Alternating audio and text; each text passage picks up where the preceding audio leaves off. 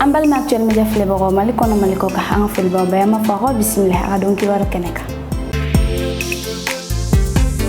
amanga bidon ki war damne ni jamana kono ki bar yawi bi tarata avril kalo kletan duru samba fla an ngon duru politiki ton kemeni ko nyogo yinke kuna foni dilaw ka soba kono wala saka baroke la jawka ni jamana fanga koro ye ani malide munu be jamana koka kanye sin sare su numéro 05 la jawma no politiki ton ka sare su ye nga parti chama ko ni mason ku sedo ni la jena kadaka ujoro lendo ni parti politiku ka sigiye malikola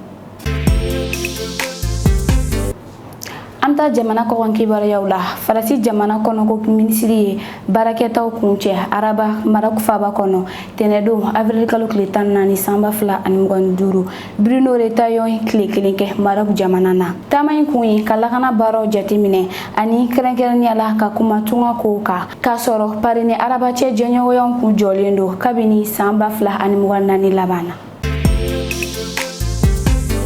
amta Sudan ka fe jien segle nani tomba ka fola Sudan ka sanfla kele inkera gele baye mi nyokon ka dogo ni kele mi damne na avril kalo kletan duru samba fla an muwan saba no gera fanga kele general fla ni nyonche wa akera sabawi ma bachama fagara ani ma million tan sababora usi yorola refugee commissariat ka fola tenedo avril kalo kletan nani samba fla an muwan duru sura jamana de chama koni magobe demena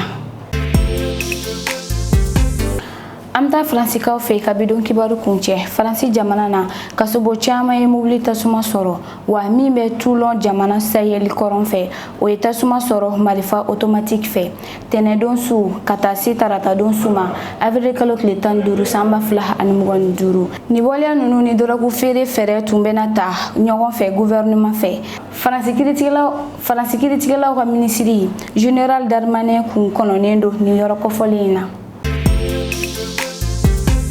ambal ma actuel media fleboro ni lebe dasigi ga nga bidon kibarla ama fo okambe dien wakati were. Ce flash vous a été présenté par l'OTS Sistra Technologies et l'Université Bazo.